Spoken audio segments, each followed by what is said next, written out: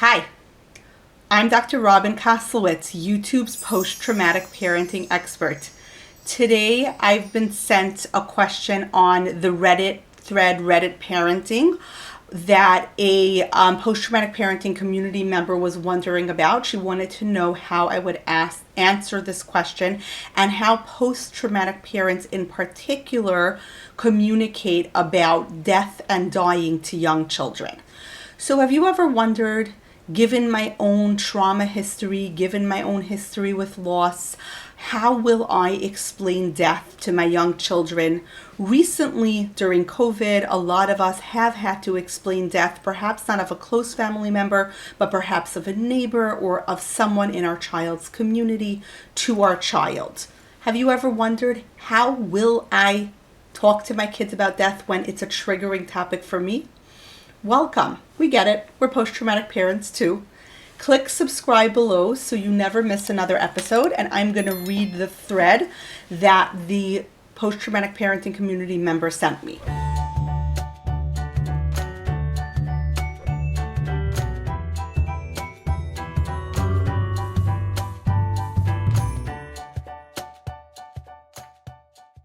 My son's soccer coach died. My son is 7. He has played 6 seasons of soccer, fall and spring seasons, under the same coach. He loves his coach and often expresses how much he likes him, which is huge for us because this particular son is not very excitable. As such, we have grown to absolutely love the coach, and my husband has become close friends and assistant coaches with him. He has not looked too healthy for the last 2 to 3 seasons, worsening over time. But you never know what's happening, so you keep your mouth shut. Well, he went into the hospital 2 weeks ago and passed away last night. The entire parent network is devastated, and it is truly a huge loss. But my biggest issue is how to tell our son now. He just got over the loss of his great-grandpa in January, but that was much easier to explain in terms of age and the human body, etc. I know that being direct and honest is the best way to go, but my heart honestly hurts so much, and I can just not even think of what to say. Also, we are an agnostic atheist household, so the idea of heaven won't make much sense to him right now. I'd appreciate any and all help I can get here. Thank you for reading. Okay, so first of all, for post-traumatic parents, this kind of a question is particularly triggering because many of us have experienced death and loss at young ages, and maybe it wasn't communicated to us properly. Maybe we're still holding some trauma from having lost loved ones in childhood. I lost my father when I was in high school. And I know that grieving children are sometimes not necessarily spoken to or treated the way they should. So let's understand how to talk to kids about loss. The first thing is, you really do want to be as honest, direct, and clear as possible. So this mother's instincts are correct. So the first instinct is, let's say this soccer coach's name is Brian. Brian died, or let's say Mr. Brian, since he was his coach, Mr. Brian died, or Coach Brian died. Died means his body stopped working, and it can't ever be fixed, and it can't ever work again. Usually, when people are younger, like Coach Brian's age, they don't die. Usually people's bodies can be fixed. Usually when there's sickness or when there's something wrong, usually their body can be fixed, and that's what doctors and hospitals are for. Sometimes though, a body cannot be fixed. And when the body can't be fixed, that's called dead. What happens is that person is, and then whatever it was that happened, if you took him to the funeral, he was buried, he was cremated, whatever it was. Again, explaining it in very concrete terms. Buried means his body is put in the earth and his body is not going to come back to life. It's important for a child to know that because kids sometimes have magical thinking. A 7-year-old still might believe, like if we're putting somebody's body in the earth, particularly if he went to the funeral, that they might be reborn the way, a flower is reborn. Every time we plant a seed, the flower grows again after the winter. So we don't want the child to get into any form of magical thinking.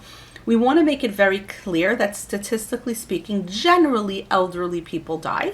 Usually bodies are healthy and can repair themselves. If he starts asking questions about, will you and daddy die?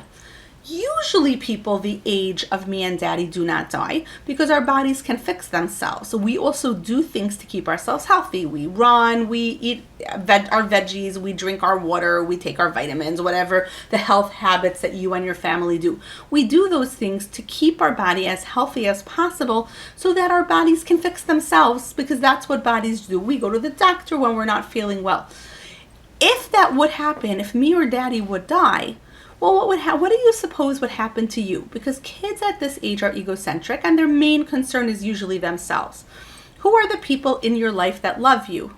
So if in the very unlikely event that either me or daddy would die, you would move in with grandma, with Aunt Sarah, with, Uncle Johnny, whatever, the extended family support network is. Again, it is probably not going to happen because usually grown-ups don't die while they still have small children, right? Usually, the people in your class have parents, right? Most of the kids in your class are being cared for by grown-ups, and their grown-ups are alive, because usually people who are, it sounds like the coach and dad were around the same age. Usually people who are daddy and my age don't die.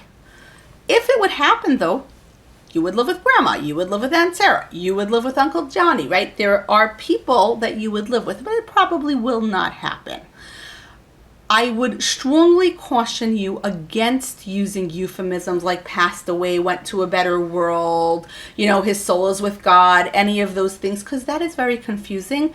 And it's also, especially if you are a household that doesn't have a spiritual practice, why are you suddenly bringing spiritual explanations and practices? Even the term passed away, like, what does that even mean, passed away? He went to sleep. Well, no, he didn't go to sleep, because then I don't want to go to sleep tonight, right? He died and his body doesn't work anymore and he's not going to be alive anymore. Now, in terms of the grief and the sadness, that's just the pragmatic explanation. In terms of the sadness, the function of sadness in our psyche, sadness identifies a loss. We are sad perhaps when the end of second grade comes and we loved being in Miss Smith's class, and now we're going to third grade, and while third grade sounds really exciting and there's great stuff that happens in third grade, I'm gonna miss Miss Smith. I liked her. That's what sadness is. You aren't sad when you throw away your popsicle wrapper, because even though it's a loss, I had a wrapper, now I don't have a wrapper, it's not a very meaningful loss, you don't care about it. But you can be sad when a pet dies, you can be sad when the summer is ending, it's time to go back to school, you can be sad when the school year is ending and you won't be with a beloved teacher anymore. There are many things that make us sad because sadness inside of us tells us that something was valuable. So what do we do with the sad feelings? First of all, for a 7-year-old, I would strongly suggest watching the first Inside Out movie. You can see the Inside Out characters behind me here. Literally the entire function of Inside Out 1 is to tell us the importance of sadness in our psyche. That sadness is important. Joy is trying to keep sadness out of the psyche and push sadness away and literally confine her to this tiny little circle so that sadness isn't going to affect life. But the fact is, sadness is important because sadness tells us what's important to us. Sadness tells us what we value. A way to concretize that value is to talk about the benefits that having this coach had in his life. Some parents worry that having a conversation like that means that you're going to make them more sad. But like we said, we're welcoming sadness in. What did you like about Coach Brian? Well, I liked that, like, every time I came to play soccer, he greeted me and made me feel great. And he just gave the nicest, best compliments. Sounds like you really valued the way he made you feel special. I wonder if every day you can do one thing to make another human feel special, and you'll do that in memory of Coach Brian, because Coach Brian showed you that making people feel valued is something that you value. Making people feel good is something you value. What if every day you find one person who looks a little sad or even doesn't look sad, but you go over to that person and you make them feel special? We're in Target and you can say to the woman behind us in the checkout line, I love your blouse. That looks so nice on you. You can say to a kid who just, scored a goal for the first time, wow, your soccer game is really improving. You're getting really good at this. Your friend raises their hand in class and they answer something really smart and insightful, and you say, wow, I never thought of that before. That was really interesting what you just said. And every day you find one person to give a compliment to in memory of Coach Brian. And that way, Coach Brian's memory is going to live on inside your heart forever. There's going to be a little piece of you that is dedicated to Coach Brian. And you're going to have a little Coach Brian voice in the back of your head. And one time you're going to give someone a compliment and they're going to look really happy. And in the back of your brain, you're going to hear Coach Brian saying to you, good job, you made her feel really good. And that is how people live on after death. And this is a very comforting way to allow a child to experience the concept of the continuity of a life after death without going to spiritual, religious explanations. You are an atheist household. You haven't been bringing in spiritual explanations, but you do want to give the child the sense that no one truly dies as long as they are remembered. The fancy psychology term for this is mentalization. Coach Brian was mentalized into your son's brain, and he became a capacity, the capacity to make other humans feel really good about themselves. And you'd be surprised, but many years in the future, someone's going to say to you, you raised a really sensitive, thoughtful kid. He knows how to make everybody feel better. And you're going to realize that that came from his mentalized relationship with Coach Brian and his ability to take that mentalized relationship and turn it into a capacity within himself. And of course, I'm projecting what he valued about this coach. He might have valued the coach's encouragement. He might have valued his commitment and dedication. He might have valued his goofy jokes. Whatever it was that he valued, that would be the thing that that would be the capacity that he's going to use every single day, once a day. Give one compliment to one person every single day, right? Show commitment in one area of your life every single day. Make a goofy joke to one person every single day. It doesn't matter what the capacity is. The idea is sadness identifies a loss. But sadness also identifies what we value. So through having this coach in his life, your son now knows what he values. That's a very, very important capacity for a child to develop. And the fact that he's developing it at such a young age is valuable and important and beautiful. Remember that you and your husband, it sounds like this was a relationship that you and your husband had with the coach as well. The two of you need to give yourselves time to mourn and be sad and, perhaps commemorate this coach in some way. Perhaps talk about the aspects of his personality that the two of you would like to bring into your lives as well. If this is triggering for you, remember that as post-traumatic parents, especially those of us who have lost a parent or have experienced too much loss in our lives, all loss is loss. Because loss reminds us that death exists and that all relationships will eventually cease. And like I said, while that's sad, it's also beautiful and valuable and meaningful. So if it's triggering you, if your trauma app is yelling at you in the back of your brain, oh my God, people die. I don't want to remember that people die. That's normal. That's your trauma app doing its job. And what we say to the trauma app is, hi, trauma app, you're here to remind me that all relationships must end. People do die.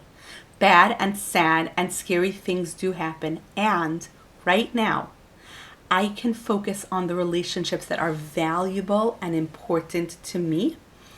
And in making those relationships better, and in becoming that mentalized capacity to my children, because just as we're teaching your son to mentalize his coach, he will one day mentalize you. That is how people live on after death. A book that might be helpful to read with your son is called Saturdays Are for Stella.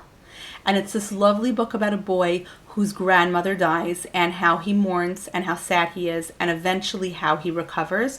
It's also done very well because there is no spiritual component to the book. It's simply about death as seen through the eyes of a small child. And you really see the mentalized relationship where actually what happens in the story, without too many spoilers, is the little boy's mother has a baby, little girl, who they name Stella. And then he becomes Stella's Stella. Stella and the little boy would do all these lovely things together on Saturdays. He would spend time in her apartment and they would bake together and do all sorts of fun things. And now, as the big brother, he does those fun things with his little sister. So grandma, the actual physical person who was grandma, became the mentalized capacity to do kind and fun things with a younger person in that little boy's brain, which he then does with his little sister, who of course is beautifully named Stella. So that's a great book to read with your son. And like I said, watch Inside Out 1.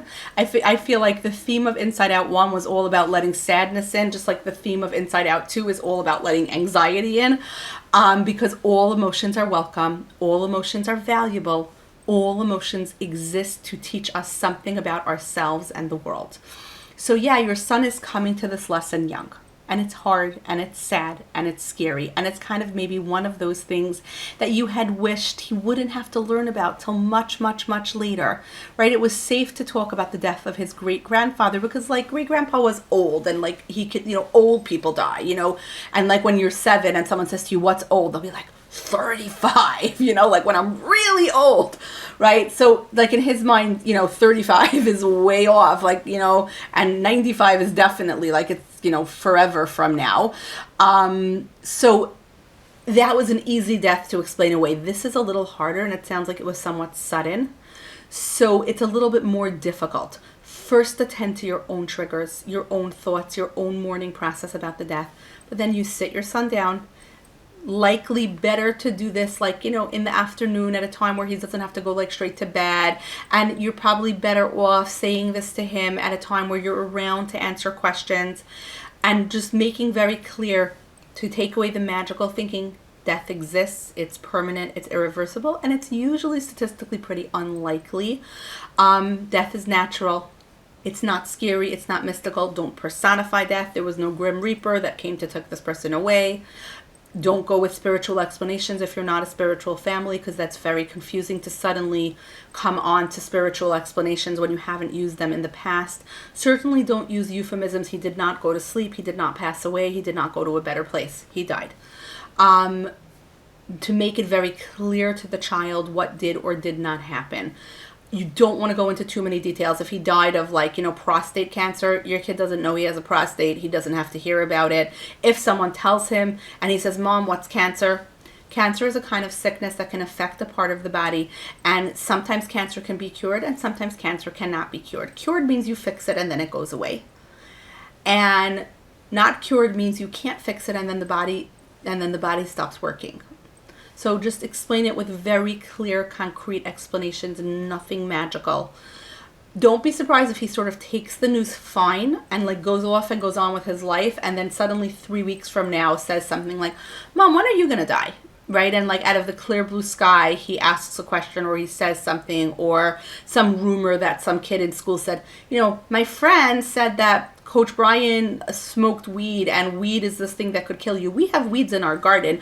Are you going to die? And it's like, whoa, where did all that information come from? And then I need to explain all of these things to you. So don't be surprised if, he comes home with some weird story or some unusual take on it, because another kid might be fantasizing. They might not have a parent who sat down and explained things to them quite the way you did, and now there's all sorts of fantasies. So you just want to be that factual, easy to talk to person that they come to with their questions.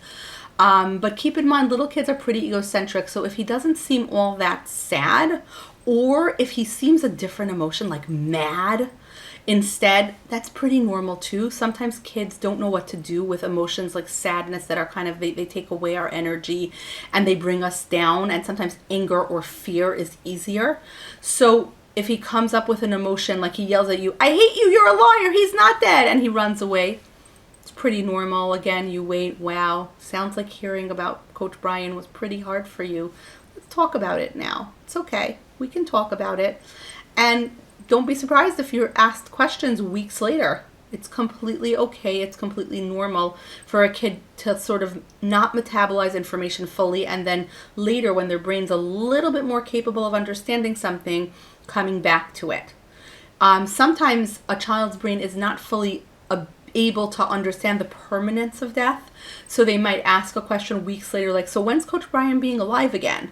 And you're like, wait, I explained to you, he died. But because they don't understand it so well, you sometimes have to review that a couple of times. And some children, he's 7 and he's just at the transitional stage where he might get that it's permanent, he might not. So he might turn 8 and suddenly be sad because now his brain is capable of processing the permanence of death in the way that it wasn't a few months ago. And if that happens, that's okay. Delayed grief is very normal for children. It's almost like the grief waits till the brain matures and is ready to deal with it, and then the grief happens. If you have any questions about talking about grief with children, about talking about death with children, please comment below. Please click subscribe if you haven't already so you never miss another episode. If you have a burning parenting question or post-traumatic parenting dilemma or trauma, living with trauma question that you'd like to ask, comment below, because I always respond based on everybody's comments. This video was based on a post-traumatic parenting community member who asked me if I could answer it because she was on Reddit, she saw it, and she wanted to know the answer. If you'd like to hang out where the rest of the post-traumatic parenting community hangs out, check out at Dr. Koslowitz Psychology on Instagram. If you'd like to hear longer term, form interviews with parenting experts, check out the Post-Traumatic Parenting Podcast, available wherever you get your podcasts. And of course, the Post-Traumatic Parenting book is coming out in 2025. And the post-traumatic parenting community grows one parent at a time as you tell a friend. So if you want to support this project, please like, comment, share, save, subscribe, tell a friend, because you don't know how the support of every single post-traumatic parent makes this community grow. Till next time.